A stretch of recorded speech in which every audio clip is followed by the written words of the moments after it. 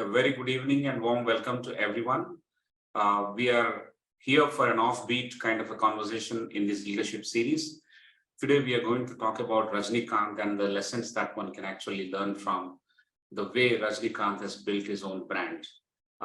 To help us understand and uncover this, we have Mr. P.C. Balasubramanian. Please join me in welcoming him. Welcome, sir. Thank you. Thank you. So, ladies and gentlemen, hold on to one of the most interesting conversations that we are going to embark on. This is the 122nd leadership conversation, and this 122, I will kickstart with a brief introduction, then hand it over back to Mr. Bala. Allow me to share my screen, sir. WiseViews leadership conversations are held every Friday. Just like Fridays, we release movies. We are talking about the movie world for now. And we have Mr. Bala with us. After this intro, Mr. Bala will talk about the topic for 20 minutes, and then the Q&A will be for 40 minutes and more. It's my privilege to talk about Mr. Bala. He is one of the founding members and directors of Matrix Business Solutions, India's largest integrated business assurance company, having presence across the country. Matrix specializes in business assurance services companies in the fast-moving consumer goods industry and retailing companies, and is also one of the leaders in the employee background verification services space.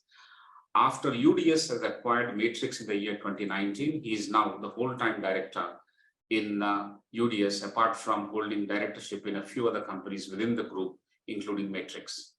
UDS is India's largest integrated facilities management company with over 55,000 human resources deployed across the country. The group is now building business services vertical through inorganic means, and currently there are about 10 companies in the group. Mr. Bala spearheads new initiatives and offers strategic directions to the group, apart from rolling out many people initiatives and integration of group companies. Mr. Bala stepped into entrepreneurship immediately after becoming a CA, and he was into practice initially and later moved on to be a part of a corporate entity. Mr. Bala is also an author and speaker. He has authored 6 books so far, 2 as lead author, and he's perhaps the only author who has authored 3 books on the legendary and iconic personality Rajnikanth. These books include Rajni's Panchatantra, Grand Brand Rajni, and the latest one, Rajni's Mantras. These books address several live business and brand management issues with Rajnikanth in the background. Rajni's Panchatantra is a national bestseller. He has penned 2 fiction books as well, Ready, Steady, Exit and A Drizzle in the Desert. Very, very catchy themes and titles for the books. And I can see why they are the bestsellers as well. Mr. Bala has been addressing corporates, colleges, and other communities on invitation. The list includes corporate entities, business schools, other educational institutions, several associations and clubs, among the others. Thank you so much, sir, for agreeing to speak with us this evening. Welcome. We have my esteemed colleague, Prof. Prasad. He heads the academic wing at ICFAI Group. He brings 3 decades of rich experience to the table. He has been an entrepreneur. He was an entrepreneur and a corporate leader before getting into academics. All put together 3 decades of wonderful contribution and experience. He holds a BTech from the prestigious IIT Bombay and MBA from IIM Kolkata. He presented several papers in conferences held in India and abroad. Also edited books and published several articles in various journals. Thank you very much, Professor Prasad, for joining. And with this, I'll probably share my screen, stop sharing my screen.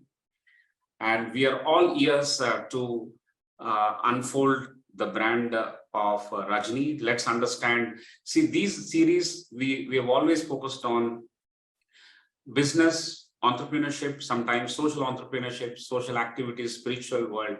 We have understood how various leaders have impacted domains, not just always business, but also informal sectors, political sectors, sectors that are very different in our natural daily discourse. But this one is definitely offbeat. By far, Rajnikanth has been the biggest star in this country. going by the grosses, going by the impact, going by the influence, going by the frenzy that is developed within the theaters and outside. Therefore, we are excited, sir. So much you can read from my face. Over to you to unleash and kickstart brand Rajni. Thank you once again, sir. Thanks a lot, Mr. Sudhakar, for a very kind. You are very kind with the introduction, and thanks to ICFAI. It's a huge privilege, and I'm a little scared after going through Professor Prasad's profile. Considering his what I call, I read that he has published a lot of papers. He's been an editor, all of that. So, Mr. Prasad, if you happen to read my books, if there are some lapses, please condone those, because most of the books are on Rajnikanth and you have to actually accept whatever is being written. Okay. Now, good evening to all of you. And let me start with a very open confession that I'm a very huge fan, admirer, and a devotee of Rajnikanth as a brand. Not the Rajnikanth that we are familiar with during the last 10-15 years, but ever since he was launched in the year 1975. So that is an open confession. And he has been a huge influence on me. And it has helped me a lot. And that's why that's what motivated me to write so far 3 books on him. And I'm very happy to say that the first book, Rajni's Panchtantra, has traveled a very long distance because it has been presented over 75 times across corporates, business schools, and other communities. And Rajni's Mantras, my latest book, has just made a beginning in terms of the travel with the corporates and other communities. See, I go with the logic, and I'm a very big fan of this particular philosophy in life, that lessons are around us. I believe that. One is all the classroom lessons that we learn, the corporate lessons that we learn through what you call very formalized training, structured training, all of that. But I am a believer that we learn plenty of things from people, or plenty of great aspects, what to do and what not to do by observing people around us, especially leaders in each of these spaces that we come across. It could be business, it could be politics, it could be sports, it could be entertainment, it could be anything. And to me, there are a few people. For example, Kapil Dev is one character where I always strongly feel that I have learned a lot when it comes to an ordinary personality becoming a very big leader in the Indian cricket. So to me, Rajnikanth is a very huge iconic leader in the entertainment industry, and the way he has built his brand and the way he has built his credibility amongst in a very tough industry is something impeccable, and that is what motivated me to write. Now let us jump into this lecture from me, or you call it a speech, is more from my book Rajni's Mantras. That is why the title itself is Leadership Mantras from Rajnikanth. You need more than 3-4 hours to talk about him, but let me restrict myself to 20 minutes. And for ease of our understanding, I have prepared this very small deck. Let me share that. Just give me a minute, please. So let us jump into this leadership mantras from Rajnikanth. You can reserve all your questions and ask me. I'll be very happy to say. This is what I mentioned at the beginning itself. Lessons are around us, and from legends, the lessons are very impactful. With this, we jump into this. Who's a leader? A leader is one. This is one of the nice definitions I loved, and hence I'm projecting it. A leader is one who knows the way, goes the way, and shows the way. This is from John Maxwell.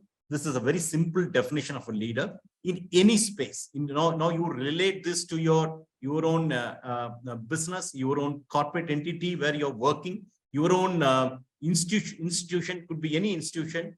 It could be a sports body, or even at home. A leader is one who knows the way, goes the way, and shows the way.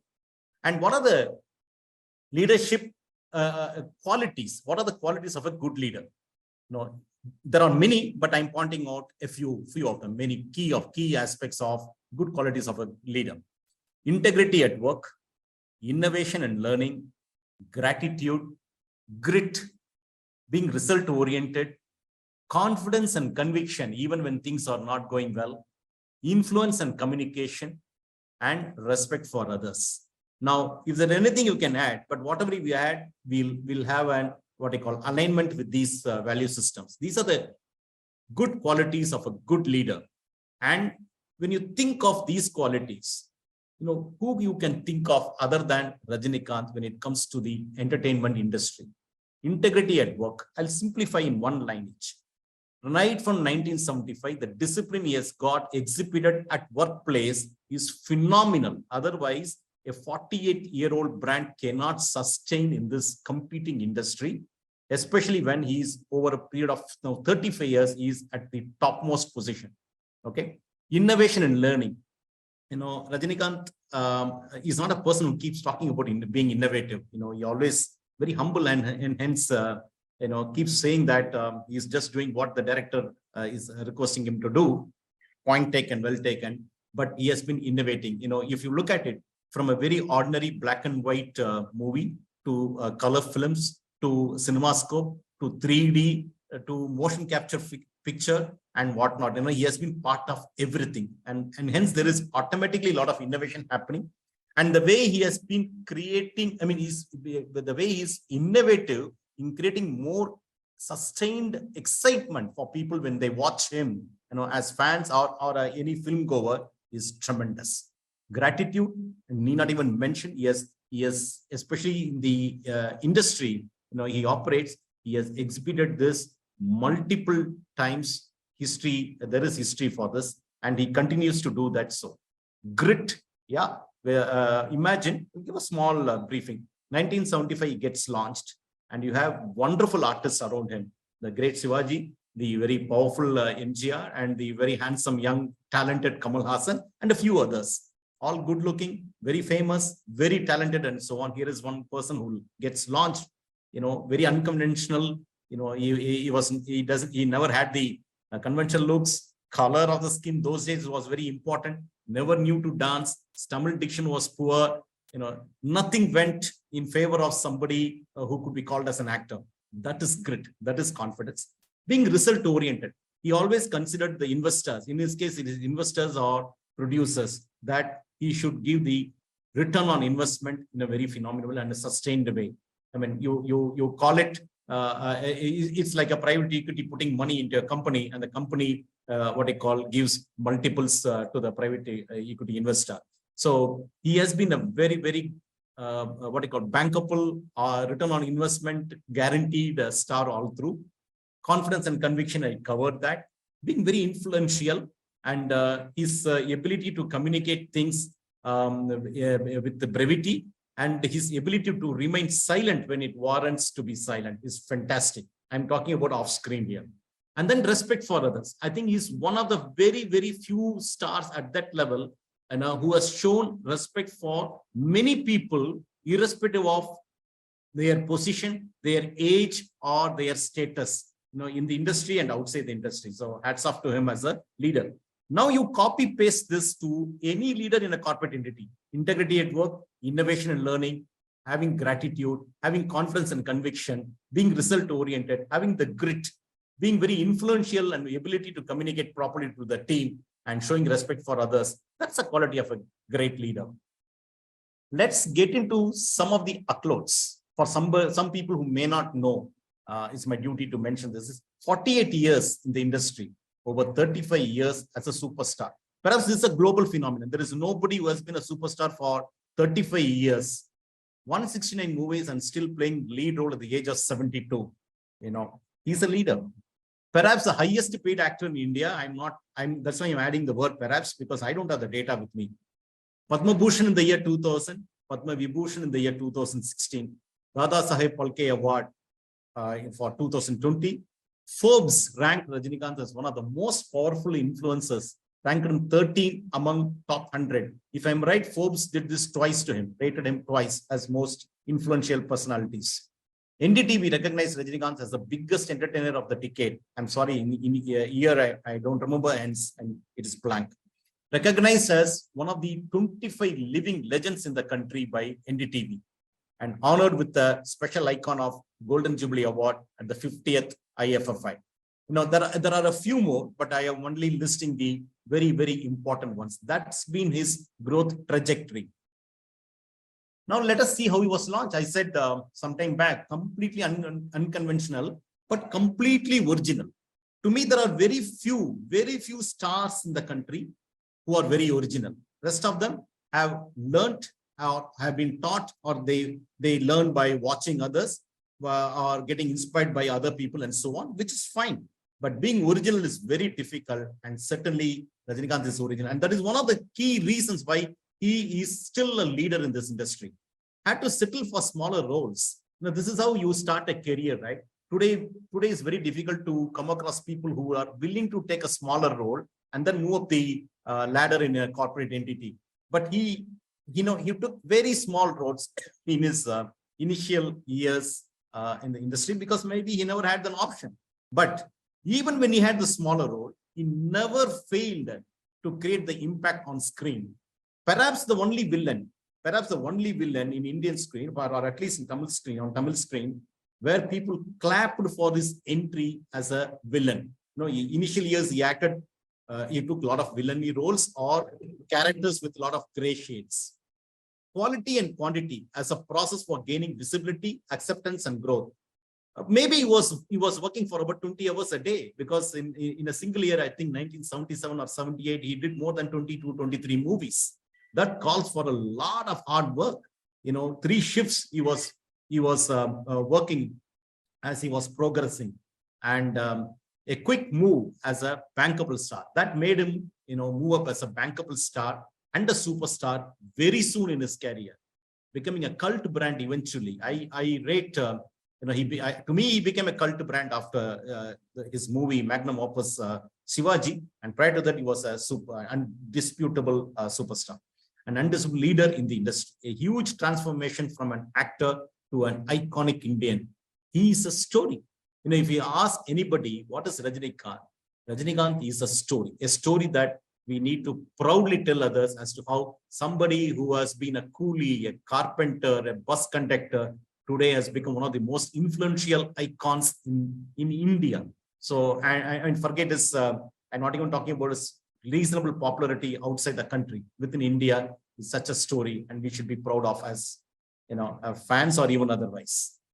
Now let us jump into mantras. There are about 28 chapters in this book, but I'm only going to brief on 3 chapters because we have 20 minutes time. And if you love this, I will definitely want you to pick up this book and read the book. And someday we will reserve a day where I would definitely have a face-to-face interaction presentation on the mantras.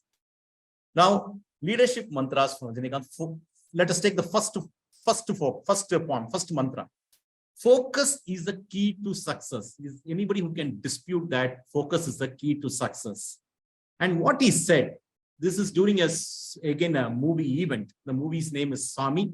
Vikram was the hero of this movie, tremendous success. And at the Swami movie success event, this is what he said. I don't allow myself to get distracted. I wear blinkers and walk down my path. I am my enemy and I am my friend. My competition is with myself and not with others. What a statement to make. Okay, let us slightly go a little deeper into the statement. What does it mean? No, it's not a very arrogant statement. This is a fantastic statement where, in simple terms, he tells as a leader, you need to become better every other day or better periodically. Okay, you will not necessarily compete with somebody outside. You first start competing within yourself. What you were last quarter, what you were last month, what you were last year, how are you today? That should be the biggest tool for any manager, any leader to hone his skills to become better and better. Okay, so you take even his own Rajnikanth's own career. Frankly speaking, he has never been a competitor to anybody. He has always competed with his own films. That's why in most cases, only his films, break the record of his earlier films. In a way, his films are his own films competition. Rajnikanth is a competitor to himself. That is why when he says that he is his own friend, his own enemy, maybe when his movies don't do well, he considers himself as his own enemy, perhaps. That is my own perception. We come across this a lot where, what do you do if you're I'm just giving an example. If you're a fantastic batsman, you're a school team, college team, and you're a cricket player, you're a fantastic batsman, you're the best. With whom will you compete? Or in the days of Sachin Tendulkar, with whom could he compete? He had to compete with himself. Great leaders do that. Okay, and this is applicable to all. If you're the biggest IT service provider in the country, with whom will you compete? You compete only with yourself. You set your benchmarks and then you start exceeding your benchmarks. And what does it take? Conviction, sincerity, along with preparation for whatever you set to do. All that you need. Ignore the rest. The negativity, the fear of failure, all of that you have to negate. In fact, I read some time back, maybe yesterday or so, when Virendra Sehwag had mentioned that when they won the 2011 World Cup, okay, the process they followed was nobody read the newspaper during the tournament because there'll be a lot of negative reports, right? They never looked at the newspaper reports. They worked as a team. They discussed only cricket, even during dinner, lunch break, all of that is like blinkers across. And that is what made Dhoni and company win the one of the reasons why they won the World Cup very successfully. Stay away from misplaced pride. Now let's confess, how many of us take immense pride when certain things go, our way? When we win, when a company gets some award that you are the best in the space, or even a CEO gets an award, or a team lead gets an award. Oh, very well done. How much of pride we carry. And look at this beautiful statement. Nothing wrong in having the pride, but there should not be misplaced pride. At the Panakaran movie, in his own movie, success even in the year 1990, this is what he said. The horse felt proud. He narrated the story. I'll come to the story. The horse felt proud that people were bowing before it without realizing that people were actually bowing to the idol mounted on it. Here goes the small story. In a small town, this is what he narrated. In a small town, the deity, the idol of some god, gets mounted on a horse. And then they take the horse, into the town for people to worship the idol, worship the god. And what happened, people, when they see the idol, they were bowing, with the devotion, with a lot of sincere prayers in their mind, etc. The horse misunderstood that people were actually bowing to the horse, to it, and not to the idol. Okay. So it carried a misplaced pride. So Rajnikanth said, whatever comes in my way, I should not have the misplaced pride. If somebody is applauding me, it is because of the fans like you. I am the horse, he said. I am the horse. And what is mounted on me is all the affection the fans have been showing, exhibiting all along. I mean, he equated this, he equated horse to be Rajnikanth and the idol to be the fans. A fantastic statement to drive the point that never have misplaced pride. Pride. CEO goes and gets an award from at any forum is the hard work of many people, irrespective of the rank and file, which enabled the CEO to pick up the award. So remember those smaller people. Remember everybody's contribution. Respect everybody's contribution. If you do that, then you will not take the pride. You will not become highly egotistic. You will not get into this very unwanted space of misplaced pride. Understand the contribution of others to our success so that we live with gratitude and be well grounded. And we all know how grounded he is. And don't get carried away by misplaced pride. This is one of the very favorite mantras in this book captured by me. I hope you allowed listening to that. We'll move to the third mantra. Take victories and failures in your stride. This was at the Padayappa movie Silver Jubilee event in the year 1999. Failures, and he said, failures and success are just common. Only when we fail do we realize the importance of success. Okay, we all know failure is a stepping stone for success, but he goes and says that only when we fail do we realize the importance of success. Look at it. I'm talking about his own career. He has failed. He has failed a few times.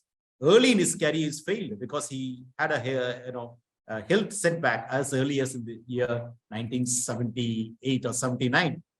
People wrote him off. He bounced back. After several years, his movie bombed. The very famous Baba bomb. He was written off. 3 years he was in cold storage, no movie, hibernation mode, no movie from him. Okay, but he bounced back very, very powerfully in the year 2005 with the movie Chandramukhi. And he is mentioned a very famous line that I'm not a horse. Sorry, I'm not an elephant. I'm a horse. If I fall down, I get up in a jiffy. What a statement. That is another mantra beside this. Okay. And he again had a health setback. And after a long gap, he again bounced back with Kabali. He again people wrote him off as an aging superstar. His days are over and so on. He came back very powerfully with the Pete. So this story goes on and on. Like anybody's story, there'll be failure, there'll be success. But the most important factor is you have to continue the journey and keep focusing what you are best at, what you're good at, and what your audience want, what your customers want. That's the message we should pick up. What is important is action and objective. It's the duty of a karma yogi. You go and do what you know and don't worry about the end results, because as a matter of fact, several times you don't control the end result at all. The result happens by itself. So the one thing that is within your control is your action. That is more important in whatever space you are in. It is extremely important to tune our mind to face and failure with equanimity. See, if you're not failing, I'm talking to the listeners here. If you're not failing, there is also another theory to it. If you're not failing at all, it means that you're not trying something very big. Okay, you're in a comfort zone. You have to move out of the comfort zone. Failure is okay. As you celebrate success, we should also celebrate failure here and there, provided we pick up some lessons from our failures, move on. My own entrepreneurial story is born out of a failed story that I reserve some other day when we talk about entrepreneurship. So I've covered, actually been given 20 minutes, I think I'm exceeding it, just 3 mantras. Rest of it, I hope you can pick it up from the book. But more than anything, for other books, my website is there. You can log on in case you're a reader, no compulsion otherwise. And I'm very thankful because 20 minutes are over, I think, almost. And I'm ready to take any questions. Great, sir. It's an amazing portrayal of the biggest matinee idol in this country. It is not possible to cover that, although you have already captured in your book. It's not possible to cover that within 20 minutes. It looks like the unkindest cut has happened just now. You'll have to excuse me for that, but I think we will cover this to the extent possible in the Q&A, and Q&A is just waiting and overflowing. Our buckets are overflowing with questions. Most of them are covered, but a lot of them needs to be addressed. And we hope to have a very interesting conversation. Ladies and gentlemen, please stay tuned. We have a very, very interesting part to kick off right now. And there are 2 clusters of Q&A. The first cluster will be taken up by Prof. Prasad, and I'll come back for the second cluster. In the second cluster, the mic will be open for those who raise their hand, and you can directly interact with the leader here. It's as good as talking directly to Rajnikanth. So stay tuned and we'll do that. But in a nutshell, I want to say it's a huge brand and a landscape that you have covered. It's not easy to talk about the features of the brand, leave alone the lessons that we deduce from the practices of the brand. The very, very features or the primary details itself will take a lot of time.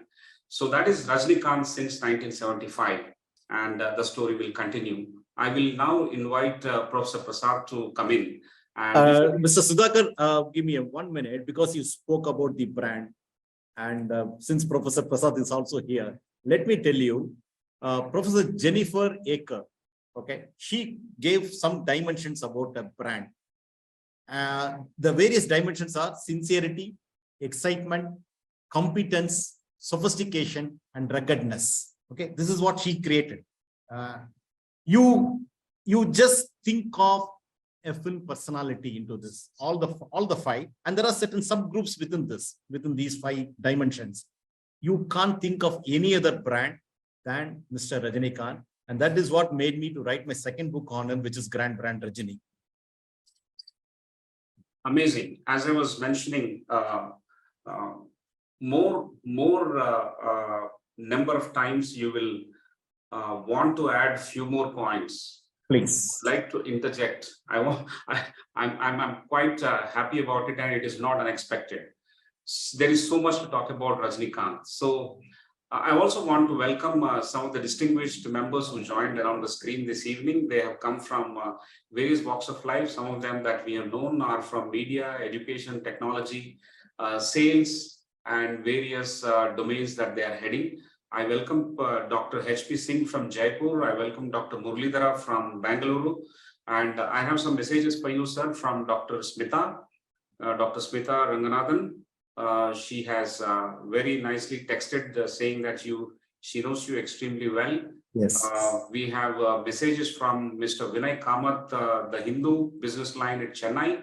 We have messages from Mr. Pattabhiram from Chennai, who said, I am very, very sorry, I'm going to miss this. I wanted to ask him lots of questions. I hope he will be able to join us back before you complete. But that's the excitement that you have brought in. Thank you so much. And without wasting any further time, I'll request Professor Prasad to come in. Thank you, Professor Prasad. Thank you, Professor Rao. And thank you, sir, for introducing Rajnikanth as a leader that he really is. Very quickly, you have also answered the first question, which we have about what made you choose him. But I must say that for the past 10 years, I too have been a fan of Rajnikanth. I don't watch too many movies, but I think the sheer sincerity, the sheer authenticity that the gentleman carries, and then he translates it to screen. Okay, many of them may be movies, but you can feel that if there is somebody who's capable, that there's somebody who's real, who's capable of doing this, it is him. Because of that sheer authenticity that he carries in his brand. I mean, there are many other good actors. Then all the other things which need to be fit in before one starts believing in the person, and then that belief translates into you liking the movie. I think that the entire concept of branding is hidden in that, and he's done it very well. Thank you, sir. So we now come to the second question. The first question actually was, why did you choose Rajni? Why not any other actor? I think you've already answered that. The second is... I'll only add a little more for the first. Sure, sir. Since you mentioned about the brand, see, in the branding concept, there is something called a POD and a POP. Now, POD is points of difference, and POP is points of parity. Parity is similarness, sameness. Okay, you expect this from a particular person, particular service, which is similar to other services or other persons' performances and so on. He always had entertainment aspect as parity, points of parity. All his movies will have entertainment value. But why he excelled is by differentiating and dominating, which is through POD, the points of difference. If everybody followed a path, he followed a different path. And that needs enormous amount of guts. Okay, enormous amount of guts is easy to say, but very difficult to exhibit. And that is the magic wand that he had always and still has, which has made him a very lovable, bankable star. Superstar. Absolutely, sir. I mean, authenticity needs to be backed with those kind of differentiations, and the audience must feel that, yes, this is really there in the gentleman who's acting that. I come to the next question, sir. Yeah. In your journey, you've done quite a bit of research on him. Have you or any of your readers used these mantras? Can you give us one or two use cases? Yeah, in my own company, Matrix, some time back, I used to have a tagline in the conference room, which is, I don't know how many of you will understand Tamil, but first let me tell in Tamil and then translate. Kadam kadam, mudinjadum mudinju pochu. Enough is enough. What is over is over. Okay. The simple reason, this made us actually complete our review meetings within the timelines. What happens is when you take a quarterly performance review, half-yearly review, monthly performance review, people go too much into the past data. Okay, so in order to make it more exciting, we put this caption. Very easy to say that, guys, we will have only 10 minutes. So let's not go too much into the past data. But the influencer he is and the popularity of all the punchlines associated with him, we use this caption, which is actually very, very essential for all of us in our work life and even personal life. What is over is over. So discussions, in case you have half an hour, 5 minutes was allotted to the past data. The 25 minutes were allotted during matrix days, were allotted for the what's happening now, majority of them, and only 5 to 8 minutes for the future. Because future, when I say, always people say that in 3 years there are a lot of prospects for something. No, I'm not a big believer of this. 3 years too far, things change too fast. So I'm only sharing my perception. So this is one line we used. And if you look at, I use several of his lines in my life as a, see, he's not invented these philosophies. Okay. He's only sharing whatever we have read, whatever somebody has spoken in some other forum in a very different way. But when it comes from people like him, it travels the distance because he has seen life. And a person like him has seen life, has grown in life, has gained tremendous amount of wisdom, and he has traveled a very difficult path. So when these people talk about it, it carries enough weightage, a lot of weightage. And to me, many of his lines, on screen, off screen, really, I follow many of them. Follow in the sense, at least accept. Difficult to follow everything, but I accept, I consume. Excellent, sir. I had quickly browsed through your Panchatantra's book, and I think this Kadam thing is there in that particular book. Yes. And you've connected it wonderfully to how you need to move quickly from review to action points. And I think this is a big mistake that people make, that they keep discussing, but the action is very limited. Thank you, sir. Thank you. Next question, sir. And this has come from a number of people, and this is about failure. How do you translate failure into an improved person, an improved personality? There are a lot of youngsters who don't get this right, and so they get stuck there. I mean, people who have gone through this and know that failure is a stepping stone to success, they learn it and they go forward. But those who have not, they get stuck. There are a lot of people who are young, and today the expectations are so high, the pressure is so high. So how do you use Rajnikanth's life, his messages, to drive home this point to this audience? Yeah, let me take a real case, what he went through in the year 2002, because there is something people can relate to. Baba flopped very heavily, and he was the producer of the movie. The movie got released with so much of hype because the screenplay, Rajnikanth took over the screenplay for the movie. And against huge hype, the movie bombed. There were other political reasons associated with it, but we are not getting into that. Movie flopped, that's a fact. And what the industry has never witnessed, he did that point of time, he reimbursed the losses of many distributors because he was the producer. If he had been only the hero of the movie, perhaps he would have taken a different, decision. Because he was a producer, he compensated.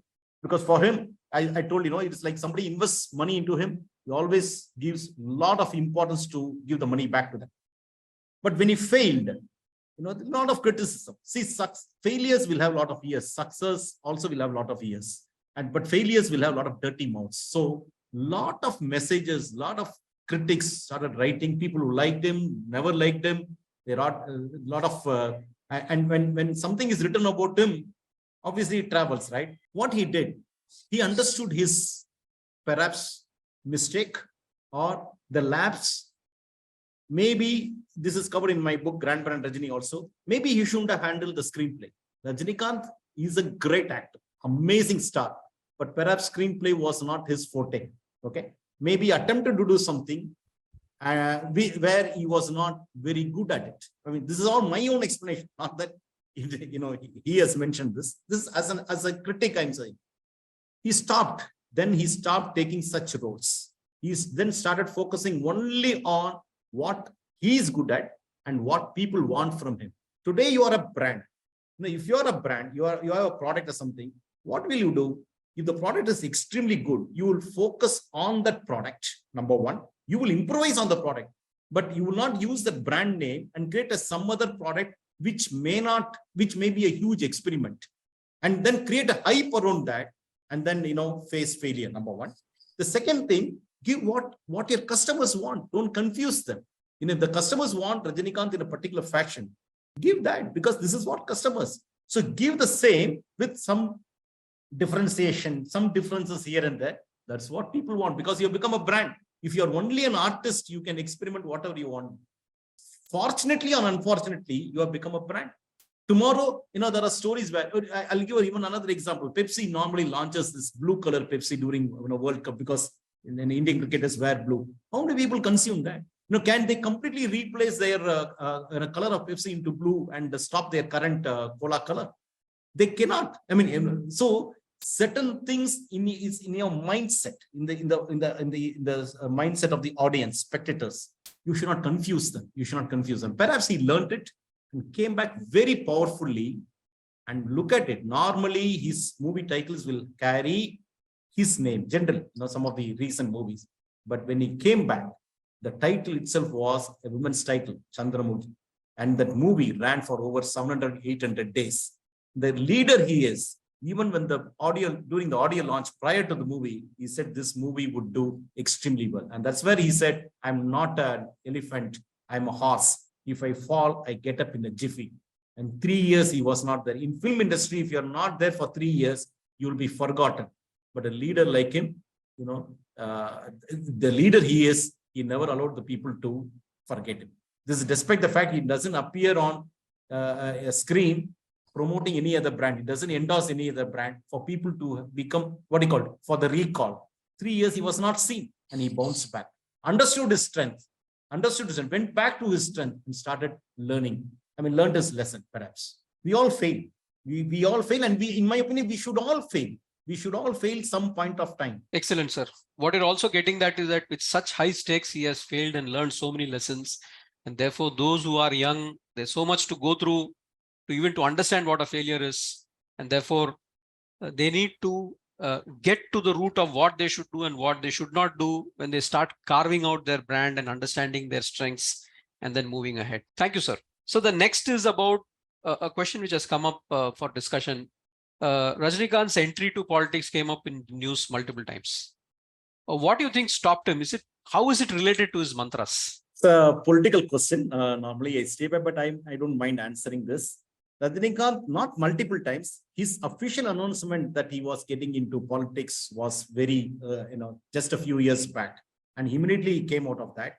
He cited, COVID happened. And again, this is my own assumption. Being a new party, being a new leader in politics was very important for him to travel around the state to create an impact. Okay. Otherwise, you cannot draw the attention of the audience as voting population, as voting public. This was dented because of COVID and associated lockdown and the risk on his own health. He was also, he himself confessed that he has been consuming a lot of for immunity and so on, some medication. He went through certain medical procedures and so on in Singapore. So he was reluctant because doctor advised him against it. And that's the reason he has given. So beyond that, if there is any other reason, seriously, I will not know. But this is the reason that he gave. And one more thing, perhaps he felt that if in a world of politics, if he had to jump into it, it had to be impactful. Merely seeking, cornering about 5% vote, 6% vote, 3% vote, 10% vote would not do anything. Actually, it would only mess up the current situation. Again, my own assumption.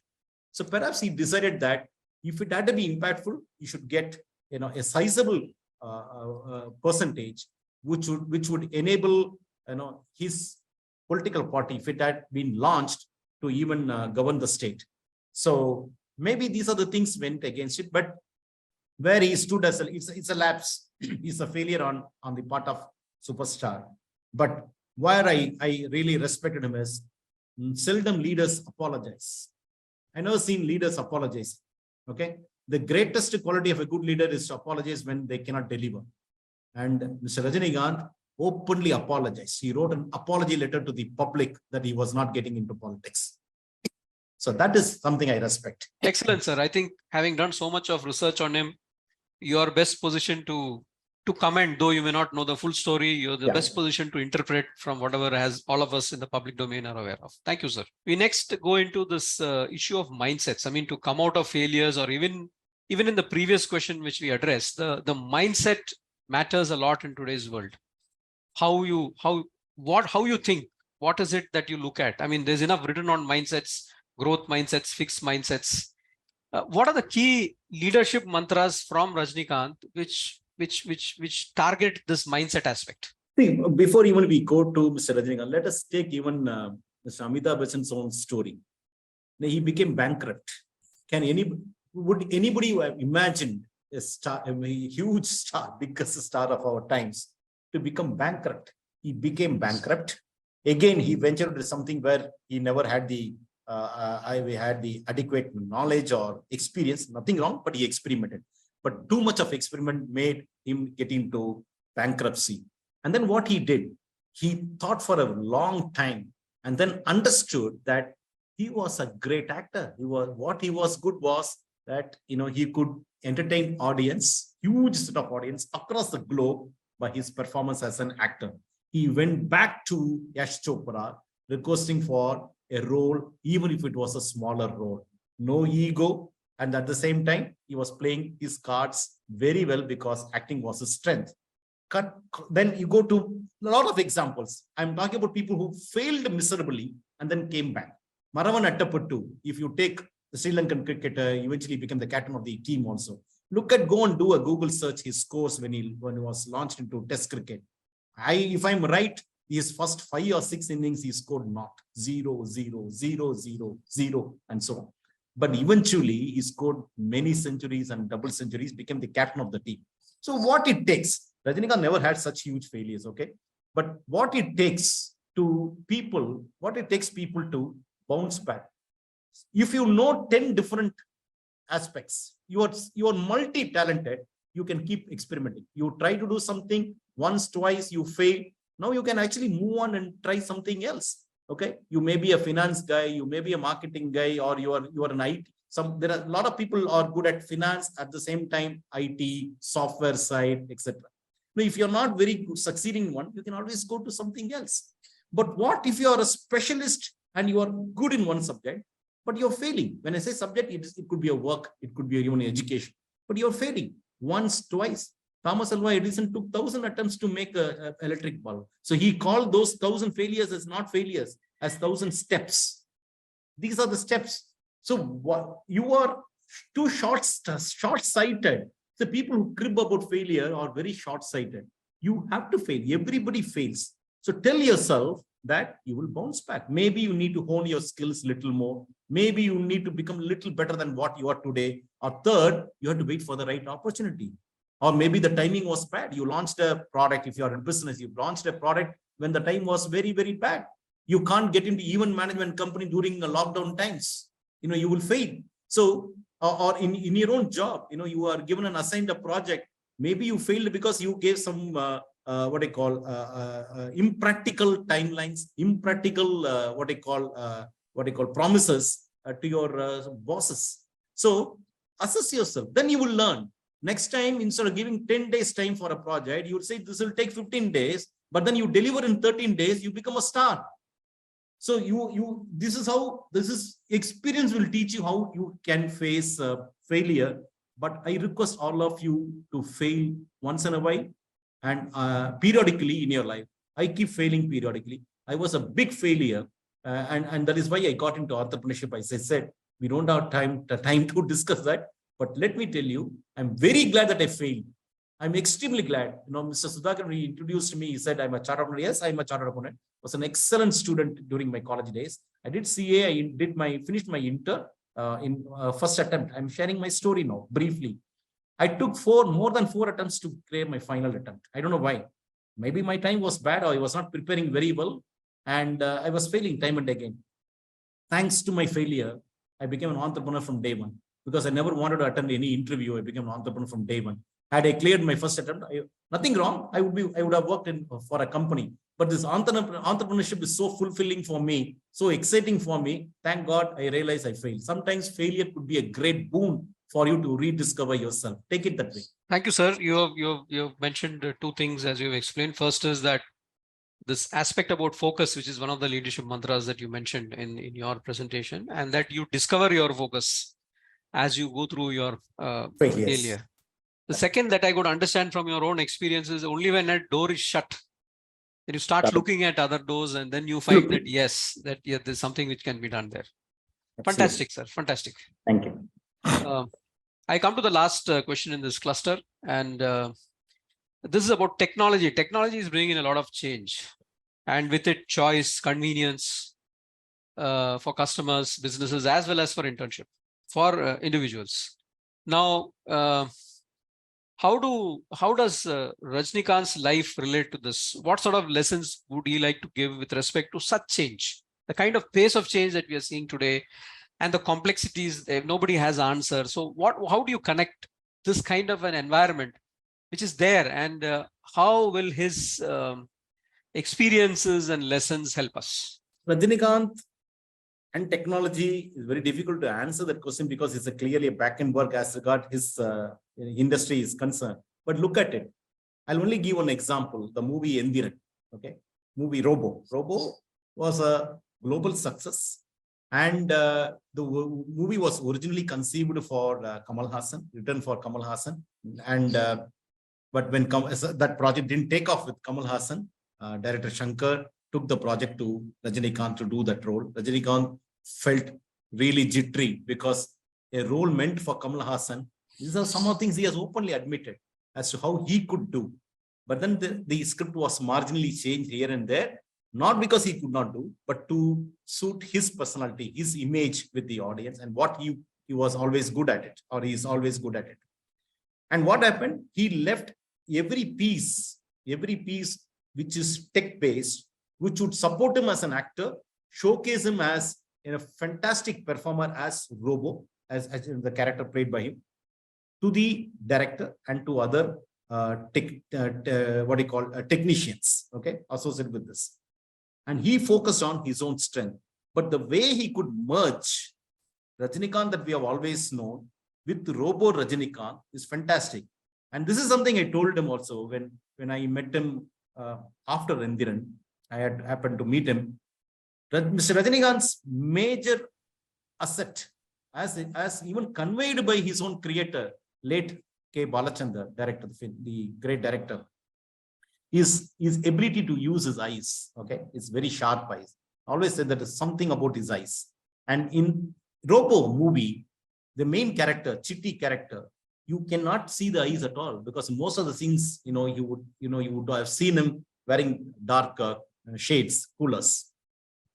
So the entire enactment of the role was done with his body language and his tone. If you now watch the movie, you'll understand. Never with his eyes. That is an actor.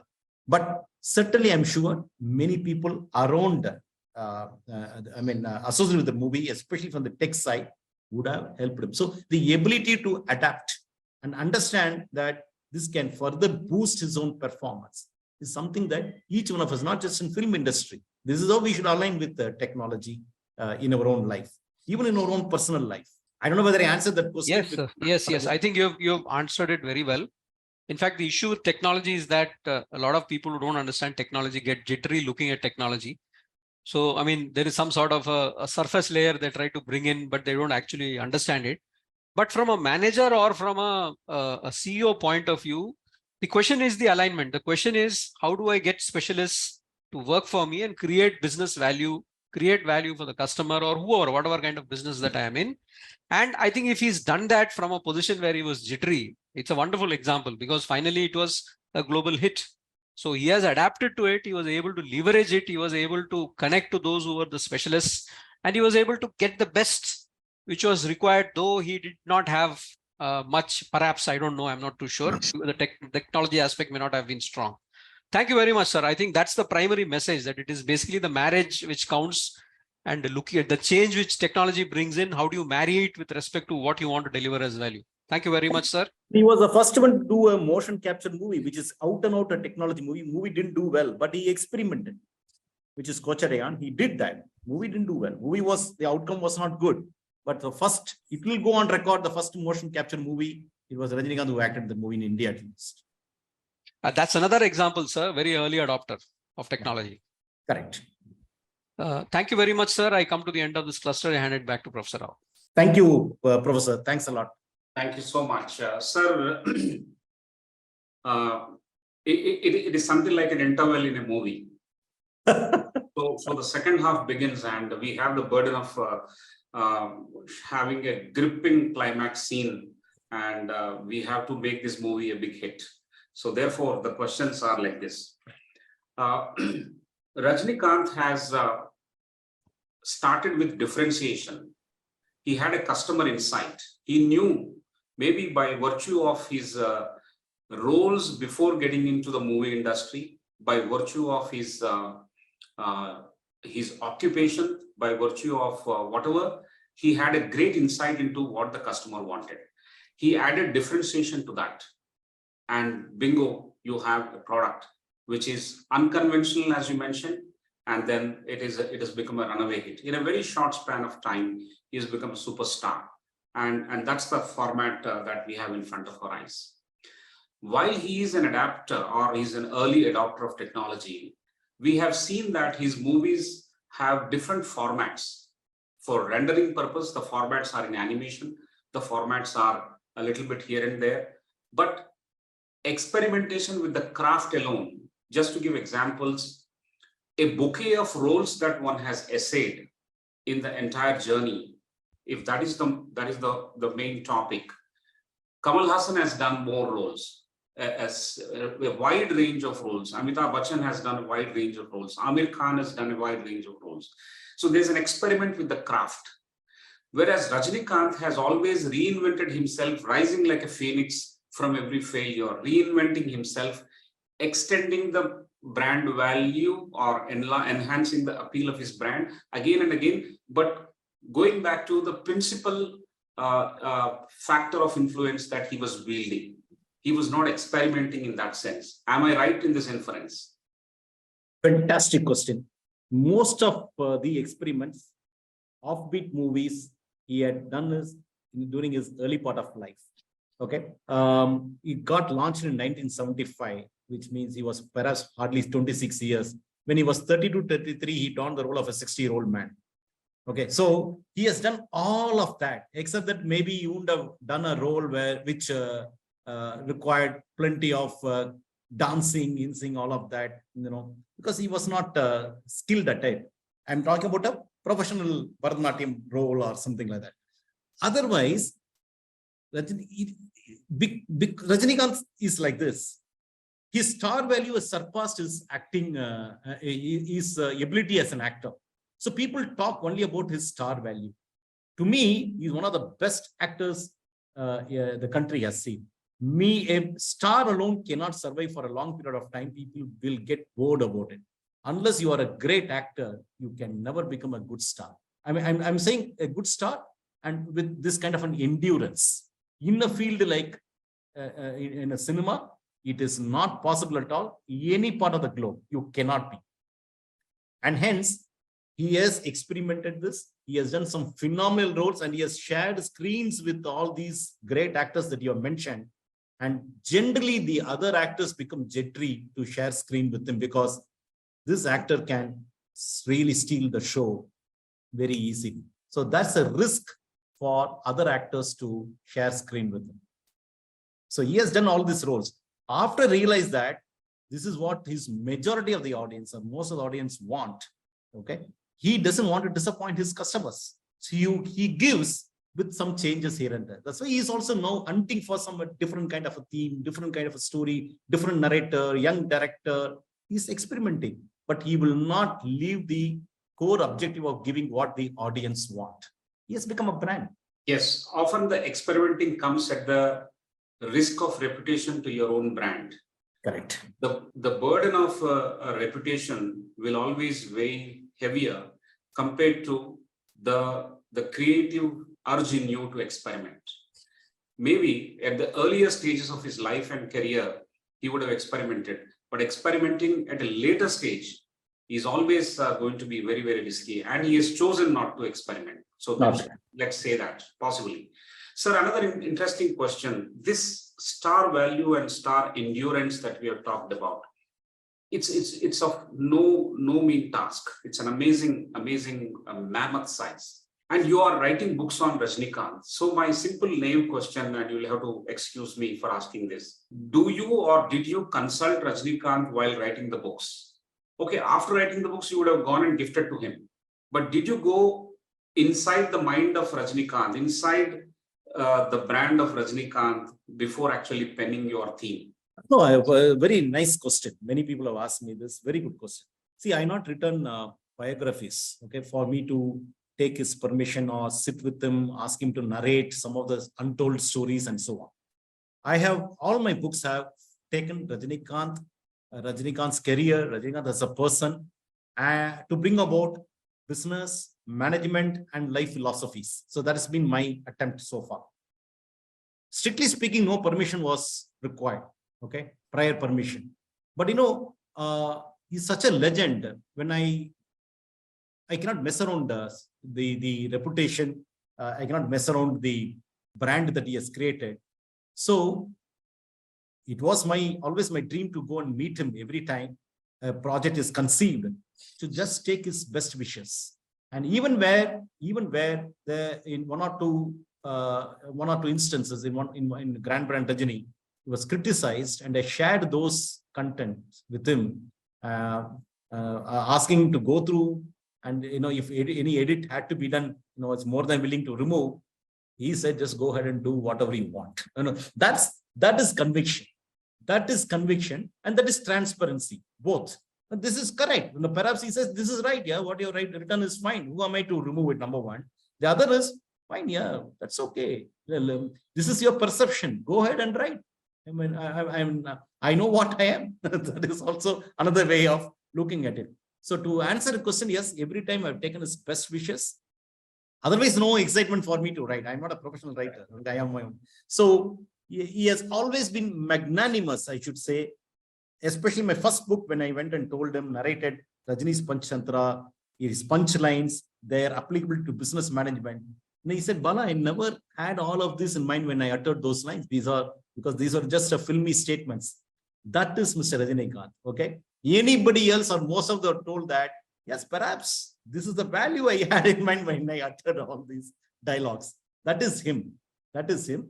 Humble, grounded, approachable, accessible, and extremely inspired.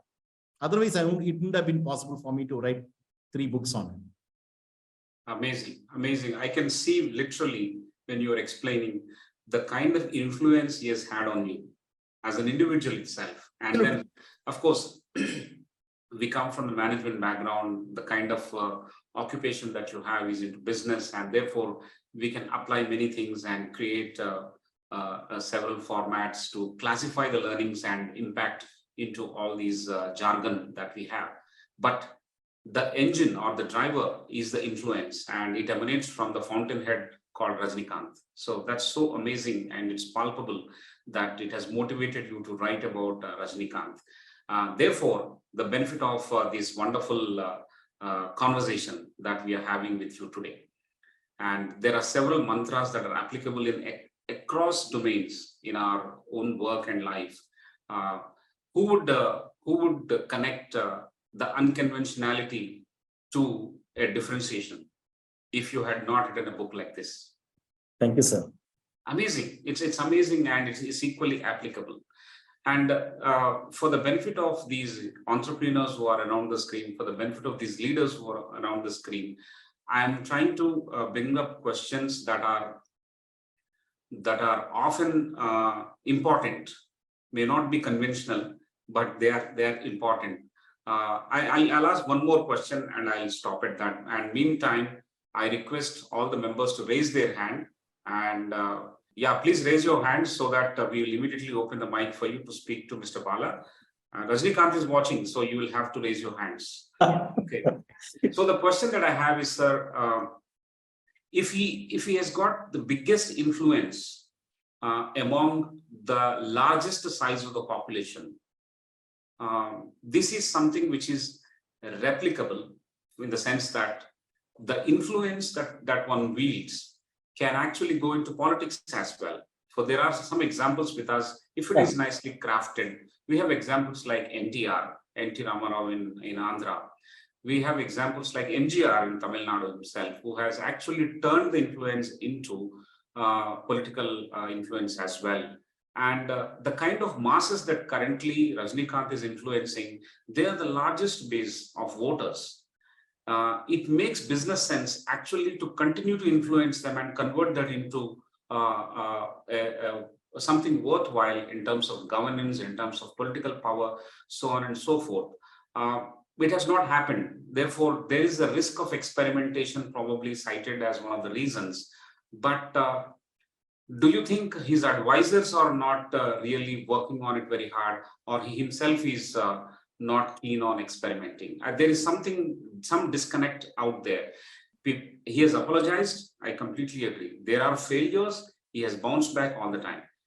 Yes, there could be ups and downs in the thinking process itself, but one has to come back and capitalize. He's a bankable star himself, but he himself is also a bank. There are a lot of people banking on him in terms of the popular masses, the segment that is influencing largely. For example, in the initial days of the movies, I don't even remember the names, but when it came to Shivaji, the seam on the suit, the seam on the coat that he was wearing was so visible, and it is crafted with so much of finesse. The locales in the movie Chitti, Indiran, Robo. Indiran, Robo, where he dances with Aishwarya Rai in that lagoon. That's an amazing thing. No movie has ever shown that kind of locale. No movie shot in India or abroad has shown it with that great finesse. No actor and no star has worn that seam on the coat. The technical values, the costumes, the preparation for the entire team, the impact of Shankar seen everywhere. No, that is for the star. That talks about the star, the choice of the heroines and the cast around him. Everything is taken care of.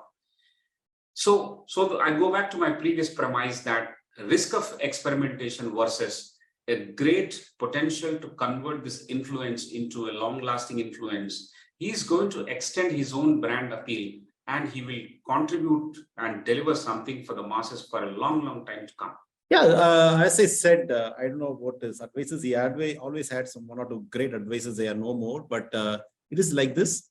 He had this vision, no two ways about it. But maybe, as I said, a few things would have got into his mind. One is his inability to move around and convert this mass appeal into votes. Number one. Number two, his own, and because of his health condition. Whether there was any other reason, seriously, I don't know. But when you said the word capitalizing his popularity, he's somebody who never did that, except in his own profession, which anybody should do. You have customers, you have to capitalize that. But that is one of the reasons he never even leveraged or capitalized his brand popularity by endorsing brand. Otherwise, there'll be at least 500 brands chasing him. And 2 days, if he shoots, it is good enough. Monetarily, there is so much that can flow to him. Today, everybody is doing, from film world, from world of sports. We see that happening. Frankly speaking, sometimes becomes very nauseating also. But he never did that. So he's not leveraging, he's not capitalizing. The film world is what made him a superstar, and he wants to continue with that. That's for sure. He doesn't want to leverage it elsewhere. But politics, he always had this because of a real intent to perhaps bring some kind of a difference, lot of transparency and so on. He did that indirectly earlier. He vouched his support for one party sometime, another party sometime, depending upon the situation prevailing then. Maybe then he realized that he should not be doing that. And today maybe he's taking a stance that he's neutral. He belongs to everybody. Not this party, that party, this religion, that religion, and so on. So that he is like that because everybody owns Rajnikanth. Actually speaking, we own him. We own him. That's the real news because we take pride in him. So he cannot align directly. See, he may have preferences with reference to ideologies, with reference to the policies of any specific political party. but he cannot do it very directly because everybody wants him. And that is a good and a bad position to be in. Maybe that's what he realizes. He cannot disappoint. And in politics, what we have seen is you have to be talking sometimes what I call very badly about your opponents. Okay. You have to criticize unashamedly. You have to use several lousy statements against your opponents. That's what will bring a lot of emotional connect with the voting public, especially in the digital space. Maybe he's not good at it. He's not a person to do that. Even people who have criticized him very badly, he has never responded. He has always gone back and spoken to them well. He has always gone back to people and helped him who have criticized him very badly personally. People who have character assassinated, who have actually adopted character assassination against Mr. Rajnikanth. He has gone and helped them. This is a leadership quality, nothing personal about it. So such people in politics, I don't know, it's very difficult, extremely difficult. Extremely difficult. He has attained the demigod status, and gods cannot be partial. Therefore, it is extremely difficult to actually experiment into other genres that are different from the current craft. Yeah, I get the point completely, sir. Very good. One last question from my side before people raise their hands. I'm not seeing any hands raised. So I will ask this question. And this question is, endurance of a brand has to be with inference that there is little dissonance between the real and the real. Otherwise, it will not last for such a long time. The person is also important. In real life, he has been humble, he has been open, he has been admitting to his mistakes. And some of the characteristic features of leader that you have drawn from Rajnikanth as a brand are very good. There are 7-8 points that you mentioned. One is gratitude. The other one is respect for others and discipline at work. These are brilliant points apart from the regular points that we have. So my question is, where is empathy? Have there been demonstrable instances of empathy in real life? I'm sure that I am really not unaware. I'm unaware of it. If it were there, I'm sure there are. It would have endeared him to the masses so strongly. Can you give us 1 or 2 insights of his empathy that he manifested into helping out, reaching out to the people in real life that we can learn from? See, my sincere, feel is that you have empathy, obviously help people. And the best way to do is do it to people around you. You need not worry, you need not discover new set of people to go and help in a way. There are so many people around you who you can help in your own personal life, at your own workplace. It could be your housekeeping assistant, it could be a domestic service provider, it could be your driver, it could be anybody, a basic assistant who works in your workplace. And this man has done it several times. I'll give only one small example. He did a movie called Arunachalam, okay, which turned out to be a massive hit. And he chose the producers. He actually put in his money. But then, he chose, I think, 7 people from the film industry with whom he has had an association in the past, either as a co-artist or as a screenwriter. Their role as a screenwriter or a director and so on. He chose 7 people who were not doing financially well, who wanted money. Very easy for him to call them and tell them, okay, take whatever amount, 5 lakhs, 2 lakhs, 10 lakhs. I'm not putting any number to it. Very easy. He could have gone and given them money. But he wanted to give them money with dignity. What he did is he chose these 7 people, made them the producers of this movie. Okay. And the movie became a big hit. Obviously, you don't deploy the money on day one, right? But when the distributors buy the movie itself, money starts flowing into the. So the 7 people got good amount of money thanks to the empathy he had, gratitude that he had, because these people were some point of associated. So it is not about just cutting a check as a checkbook charity.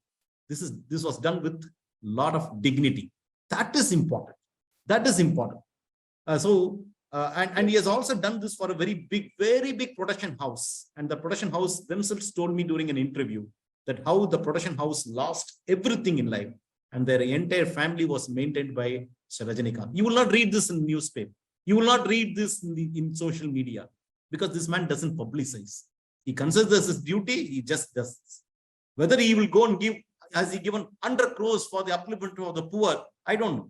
But whenever the state goes through certain havoc, be it heavy flood, that is always done. Even COVID times he did. So he has been doing this. But what I love is his homework when he does something to the people around him. Okay, that is excellent. He has done this. He continues to do that. Amazing, amazing. Charity with dignity is the takeaway. It's an amazing point for a leader of that kind of stature, and being so humble and not showy, even if you're doing such a good thing for so many people. It has been ingrained into his personality that he would do, but not publicize it. So great takeaways. Thank you so much, sir. I'll request Manisha Pillai to raise her question, please. Good evening, sir. Good evening, Manisha. It's been great to hearing you, sir. It's Thank been you. like seeing Rajnikanth sir in person and knowing him. That's Don't really insult him here. Don't insult him. no, that's really been great, sir. Sir, I just wish to know which is your favorite movie of Rajnikanth sir, and why do you Manisha, like?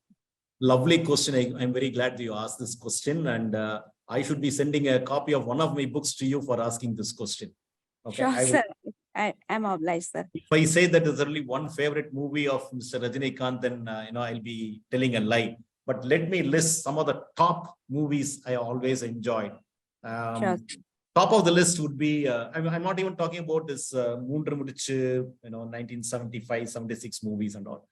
One of the excellent movies I would rate, which you will never even get bored of, which will always have a great shelf life, is Mullum Malarum. I don't know whether you have seen that movie. I think it got released in the year 1979 or 78. Mullum Malarum, from a legendary director called Mahendran is no more. Thillumullu, the remake of Golmaal.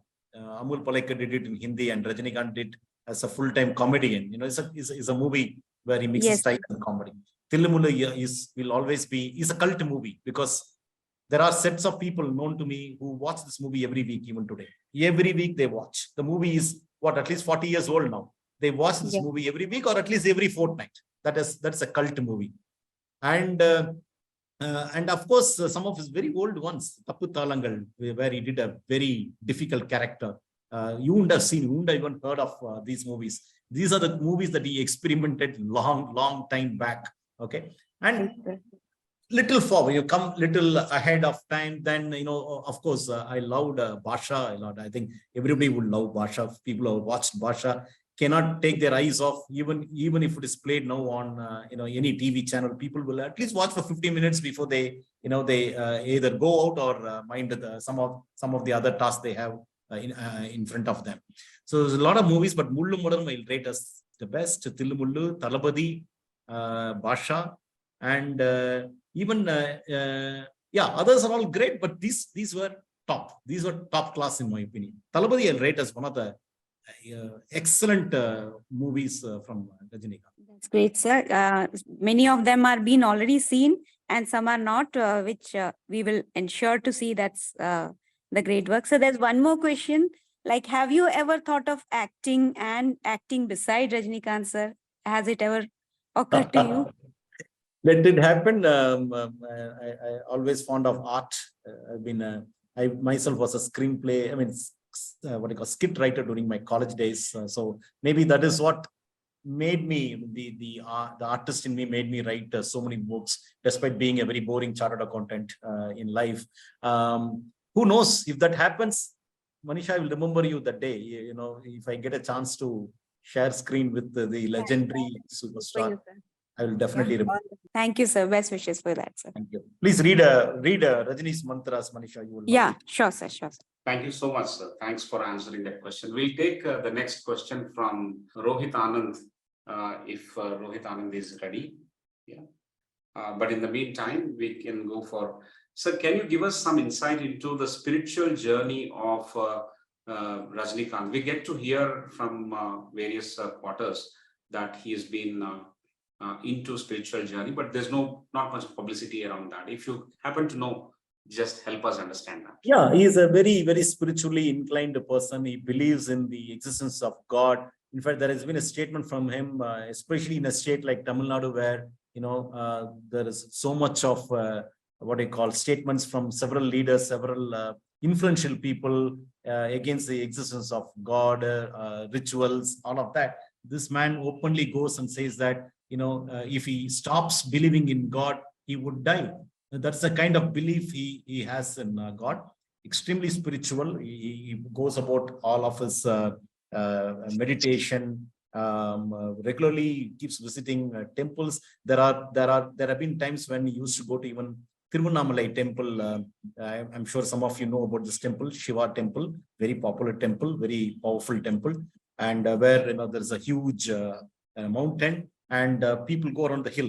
Largely it takes 2-3 hours to walk around it, and he used to go very early hours, sometimes in disguise also, to go around the this large, very big hill. That's called Giri Valam, is what is mentioned. Giri is the hill, and Valam is the trip that you take.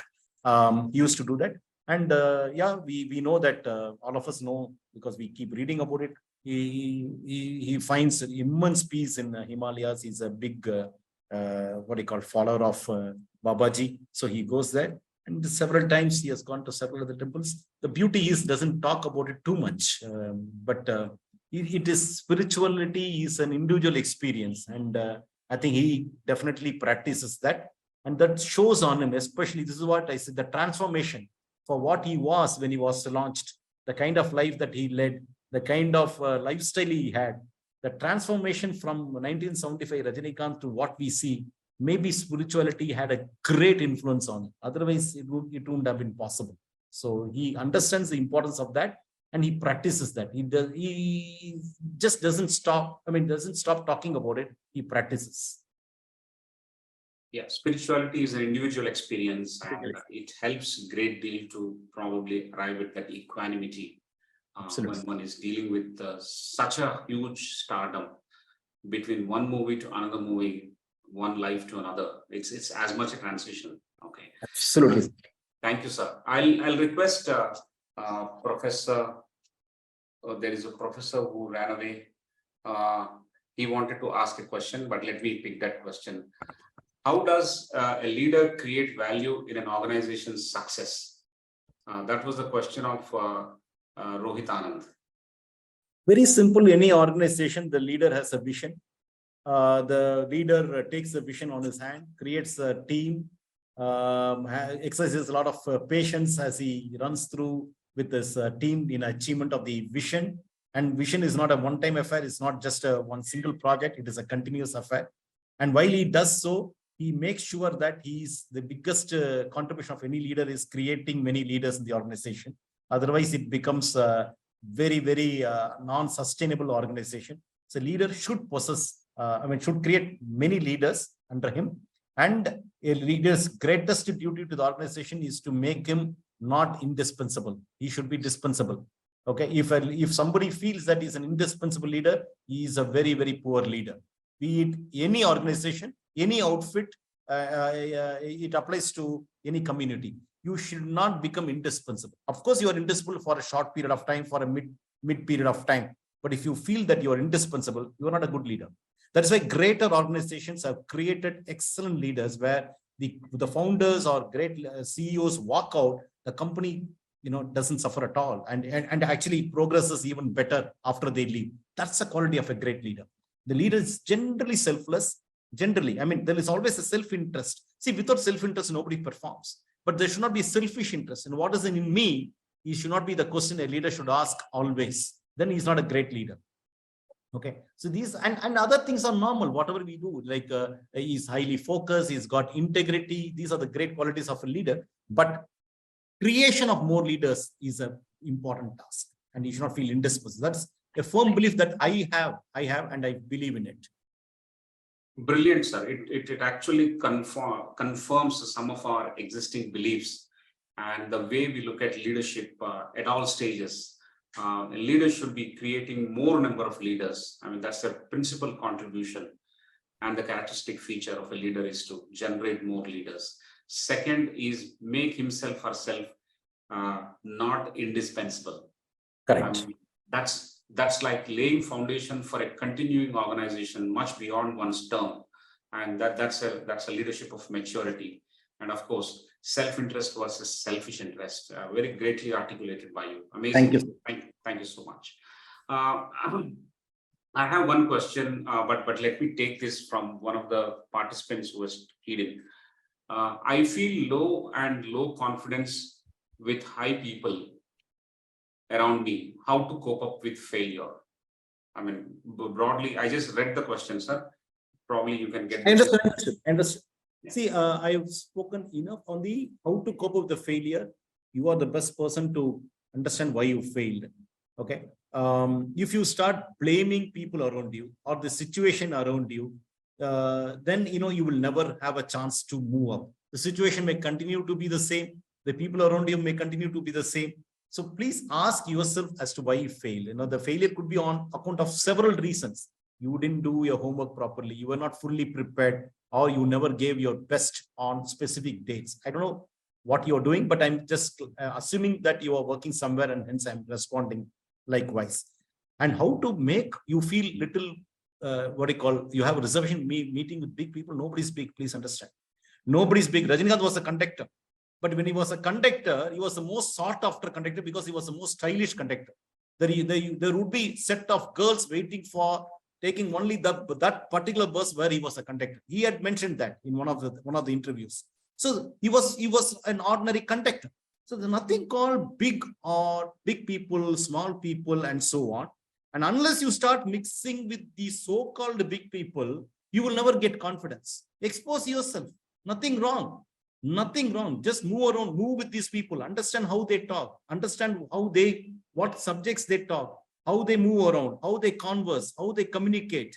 Then only you will learn. If you get into a shell, you will never be able to come out. Nobody is born a leader. Nobody is born a speaker. Nobody is born a writer. Nobody is born a CEO. Nobody is born a cricket player. It's all about imagine Sachin Tendulkar at the age of 14 years facing the lethal pace attack of Pakistan bowlers in Pakistan. How would he face? 14-year-old, what kind of pressure you would have had? And he got hit. When he got hit, even had a blood coming out of his, I don't know, ear or somewhere. But he said, let me continue to play. This is what he told Sidhu, his runner, his partner at the crease. He said, let me play. Sidhu was worried, 14-year-old getting hurt. But this man decided that he would play the innings. He was with Sidhu, more experience. He was in Pakistan, playing against Pakistan. It's a lethal attack. Debut, young boy. Then what are we talking? Let us face, let blood come out. Let us get defeated. Let us get hurt. If you don't go through this, you will never become very, very confident in life. So start moving with people. It's not that you're going to meet Mr. Mukesh Ambani tomorrow. But I'm saying if you put a circle around you and restrict yourself that this is the only clique of people I'm going to be with, it is wrong. And in case in your life you have to become lucky, you have to work hard to become lucky. Being at the right place, they say being at the right place, right time brings a lot of fortune and luck. But if you're not going to be experimenting being at the right place and experimenting being with the right people, you will never turn lucky. So whoever asked that question, my humble request, break all this barrier. Okay. There is a lovely track ahead of you. There'll be hurdles here and there, but start running. Amazing, sir. It's extremely useful. Whoever has asked this question, and even those who have not asked this question, it's very useful. Not to get stuck in the shell. Don't blame yourself. Come out, do the root cause analysis, and work very hard and wait for your time and the luck moment to succeed. I'm sure these are implementable and actionable for ourselves as we talk, for me and for everyone around the screen. Thank you, sir. Thank you so much. I'll request Professor Anita Raman to ask the question. A very good evening to you, sir. Thank you. Sir. Good evening. Yeah, it was wonderful listening to you. I was feeling that, as if I'm speaking and listening from Rajnikanth. The way you had, in fact, you have embodied him. Every sentence that you speak connects to him. Thank you so much. Right. Now, connecting all the dots, what Manisha Pillai were asking and all the other queries have come. I was just, it's not a question, but I was just thinking loud. There is such a huge fan following of Rajnikanth ji. If you say jump and die, people would just close their eyes and jump and die. That is the kind of following we have. Now, why not you make some, it's just a, what do you call, interest to me or to the larger interest of the audience. If you could make small, interview series or video series of Rajnikanth to convey to the youth, like just now one person asked, I'm depressed. I don't know what to do. I have this problem. When it comes from his mouth, the kind of impact that it can have on the, the millions of people with some kind of mantras. It's like how many people are fortunate to read what you have written. But when it goes into the social media, a small video clippings or interviews from him, some messages from Rajnikanth to, help oneself, what he followed in his life would be a great contribution to the entire society. Don't you think so? I don't know whether you thought about it. No, And fantastic. Professor Anita Raman, it's a fabulous thought. Fabulous thought. I don't know. I will definitely share this whenever I get an opportunity to talk to him. Not that he's going to start recording a video the next day, but believe me, as I said, sometimes, an implied lesson is more powerful than an explicit lesson. Something which you learn by your own observation becomes a lot more powerful. Otherwise, it becomes gyan. Today, there are so many people in the digital media to give a lot of gyan. I'm sure you are also going through some of them, like what I also do. But you clearly mentioned, to me, his life itself is a lesson. What we want, we should pick up, number one. Number two, several occasions. That's the compilation of Rajni's mantras is from some of his videos only, wherever he had spoken elsewhere. They are available on YouTube. For the benefit of people, I have captured that and given some more color based on my own experiences in life, what I have seen. And then whole objective is to get the right kind of motivation, right kind of thought process, right kind of confidence that this could happen to even Mr. Rajnikanth. It can also happen to us. And you can always come back and experiment whatever you want to do, work hard, do well, be happy in life, have fulfilling life, and so on and so forth. But I will definitely tell, but imagine, I don't know whether he'll be a person who will now start, like a podcast, getting into all of this. Maybe you can go for an experiment, taking the questions from people and then, reading it out so that people, that connect is established. Oh, Rajni has answered my query. And then this is the answer that I have, will have a more powerful impact than sometimes people may not be in a position to perhaps receive it. But when they receive a connect, when a question is being asked, would have a greater impact. This is it has my happened several times. It has happened several times through TV interviews. That's what I'm saying. Later on to Mr. Sudhakar, I'll share one, of course, that was in Tamil, but one of the interviews I will share. Very, very insightful and philosophical. If you read those answers, he's not a spiritual guru, but the responses are so practical and it hit you hard. I will send one or two links, and I've covered those also in my book. But you can also listen to his. If you understand Tamil, you can understand how he puts it across so beautifully. I will send the link to Mr. Sudhakar, and he can perhaps send it to, or you mail me. I'll send the link. You pick up my mail ID, ma'am, Professor. I will be happy to send you, Professor Anita. Absolutely, we can do that. But I must thank Professor Anita Raman for this wonderful question and a suggestion. More a suggestion than a question, drawn from the observations of the unfolding of this brand over several years now. So that's an amazing discussion point. We can understand local mass following for Thalaiva Rajni, but how he managed the global appeal. This is the latest question, sir. See, global appeal initially started with several Tamilians or people from Andhra staying in Singapore, US, all of that happened. That still that population grows, obviously the fan following grows. But Japan was a big surprise because not too many Tamilians or Telugu people or even Indians are in Japan. Not too many, right? And to get Japanese people becoming core fans of Mr. Rajnikanth, especially after the movie Muthu. Muthu was, and Meena also had a lot of fan following. That perhaps even he will not have an answer to respond. It is like saying, how could Jackie Chan became such a heartthrob in India? He's not a Hollywood artist or anything like that, but Jackie Chan people love. There are several other global phenomenal actors who we love. But this is magic. There is no answer to this. Maybe they again saw the differentiation. They perhaps felt very excited looking at him. See, if you give something which somebody has not seen so far, either you will term this as crazy and walk away, or you get completely attracted towards that.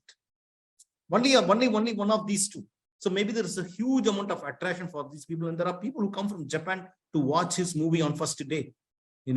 I really cannot assign anything logical to this. People traveling from Japan and watching the movie, people have learned Tamil because they want to understand what Rajnikanth speaks.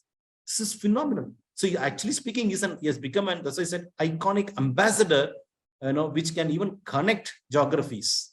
Phenomenal. But how that happened? Good question, but seriously, I'm unable to put, I can't respond to that, but it's a magic. That's why, he himself has mentioned several times, miracles happen. Okay. Believe in them. This is a miracle that has happened in his own life. Miracles will happen to people who believe in miracles. So you believe tomorrow you will also become popular in Japan or in some other country.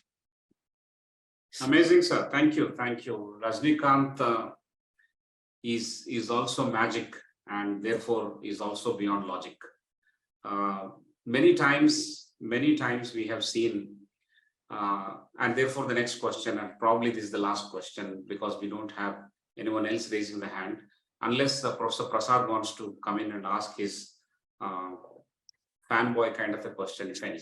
Okay, but let me go ahead. The question is like this.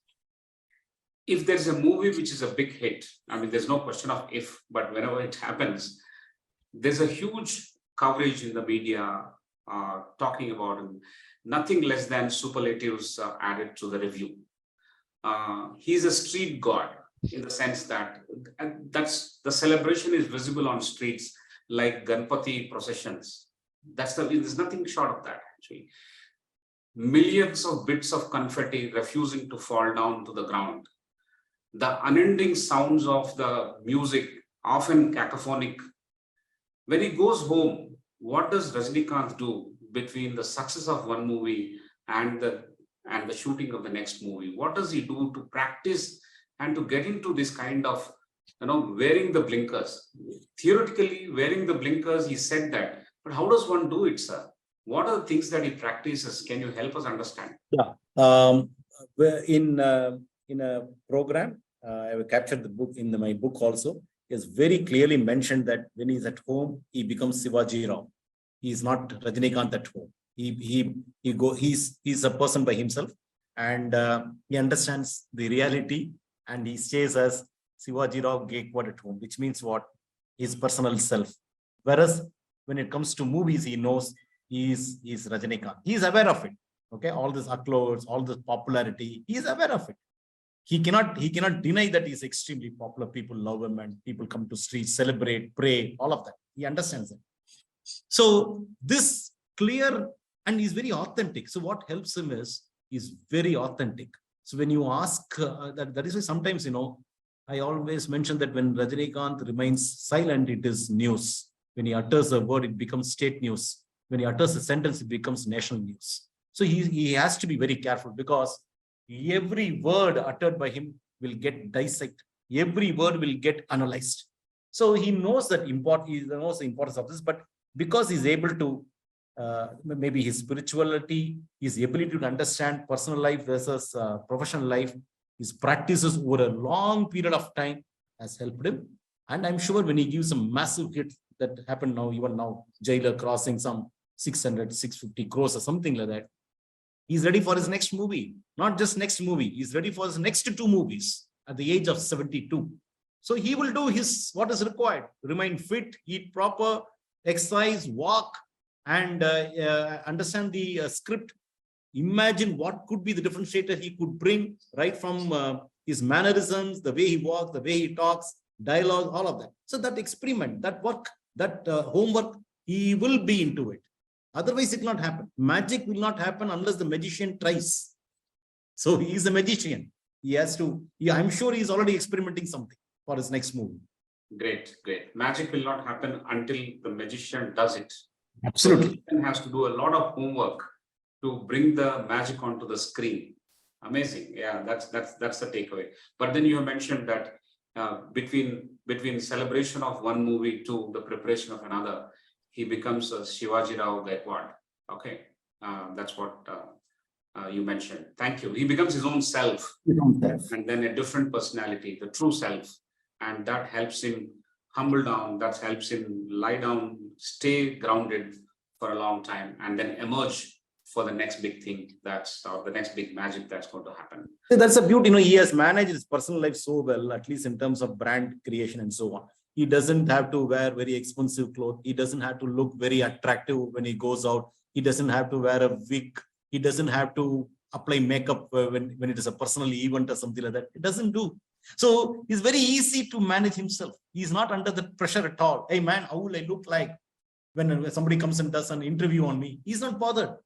So the beauty is, but when it is on screen, he's a different guy. So how many can do this? I don't know, but he has beautifully handled his life that way. Beautifully. So he's not stressed that way at all. He's absolutely not stressed about trying to look in a similar fashion like a hero in real life. But still he looks like a hero when you interact with him. Even without all of this, he's still a hero. He is. But he's so authentic. Yeah, he's very authentic. He's so authentic. That is the biggest takeaway from this response that you've given. And another leadership quality that he possesses, based on my own several interactions, is that he's a keen listener. Normally when you come across achievers talk a lot. He's an achiever, we know that, but he's a great listener. If I speak 100 words, he will speak 10 words.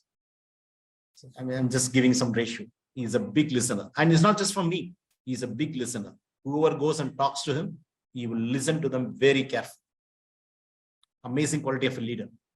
I wish every CEO becomes like every manager here who's listening, become a keen listener. Understand what your team has got to tell you. Be a listener. Wonderful, wonderful. Be a listener. That's the biggest takeaway. So one for the road. Professor Prasad, do you have anything, or shall I go with this one for the road? Absolutely. I think, the man is his message. The man is his message. Okay, great. Wonderful.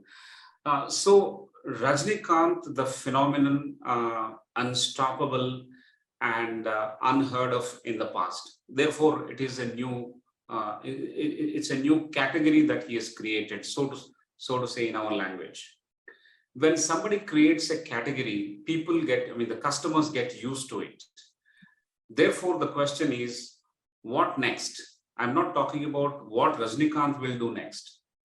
Do we have more players in this category in Tamil industry, so to say? For example, who will be the next Rajnikanth? They'll not fit the large shoes, but then who is working on this category according to you?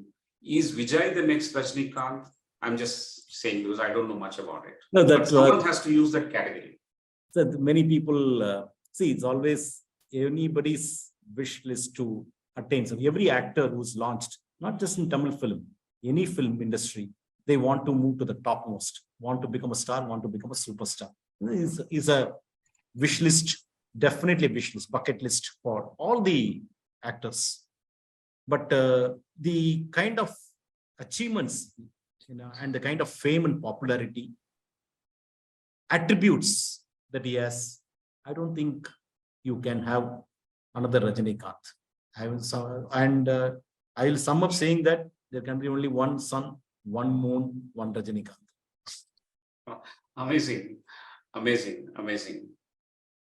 That's a great way of ending this wonderful conversation with one sun, one moon, one Rajnikanth. Amazing. He has also given a lot of fodder for memes, for a lot of Rajnikanth jokes, and that's the fuel for several discussions and conversations. I wonder if anybody has actually looked into his fan base and done segment analysis in terms of how the newer, younger generation is actually getting added to his customer base. It's a wonder. And what is the size of that customer base? Some analytics someone will have to do sometime. Probably that itself is a PhD thesis that one can take up. Having said that, I want to thank you on behalf of everyone here for this wonderful conversation, which is actually going to be unending. Somewhere we have to draw a line. We are at 8:17, much beyond what we have promised. Therefore, we will draw a line here. I want to thank you from the bottom of my heart. You have provided such nice inputs and structured it for us to consume it so well. The unconventional star who has seen the space and stayed true to his own customer insight and his own styles, and he thought that this is what the people are going to like, and he just produced that conviction, differentiation, and that craftiness has made him the cult that what we have. The real meaning of larger than life is equal to Rajnikanth. I think that's the biggest takeaway for all of us. Thank you once again, sir, for this wonderful conversation. Thank you, Mr. Personal thanks to you, Mr. Sudhakar, for approaching me and giving me an opportunity to talk to such a lovely set of audience. Wonderful. They have spent more than 1.5 hours, 2 hours. I'm thankful to each one of them. And special thanks to the ones who asked a lot of questions. Thank you. Professor Prasad, thank you. Your beautiful articulation from your end. Certainly we should get an opportunity to have a FaceTime some point of time. Exactly, sir. That will be great. Wonderful talking to ICFAI, and very glad. You made my evening. Thank you so much. Thank you so much, sir. I do not want to miss out mentioning this. We want to thank our friend Jairam, who has connected me to you. Jairam has done a fantastic job, and within a few minutes of he sharing the details, I said yes. I've discussed with Professor Prasad and did that. So from here, we would like to thank Jairam, and I'm sure one day he will present Rajnikanth himself. That's the desire that we have. That's the kind of desire all of us should have. Always say aim for the star, you will not come down with a handful of mud. So this is applicable to all the people who are listening. Always aim for the big things in life. You will surely achieve something or other. Great. And great. Thank you. And let me sign off requesting people to read this book, because this is it's not about my selfish or even self-interest. You will realize how it's not just Rajnikanth. You will realize how you can pick up thread from the people you come across in life. So please read it, and if you love it, please send it to me. Send your feedback to me. I'll love to read them. Wonderful. You have actually written the book with that message that lessons are around us. Absolutely. Amazing. That's a starting point for us. So all the ladies and gentlemen who have joined, thank you very much for coming back week after week. We will see you next week on October 6th at 6:30 p.m. with yet another leader. And till then, please read Leadership Mantras from Rajnikanth, the book, and we'll share the details with you. We'll try and give you the links, and I'm sure it is easily available everywhere. It is very easy to search, very interesting to read, and I'm sure we'll come back with more and more insights all the time, so that we can apply at least some of them, at least a few of them, into our own domain, both work as well as life. On that count, till we meet next week, do take good care of yourselves. And what is the next Rajnikanth movie? We'll have to go and watch and see all these things are actually fitting into it or not. It will. That's the magic. We are going to rediscover once again, and we'll start liking all these things. So thank you so much, and do take care and good night.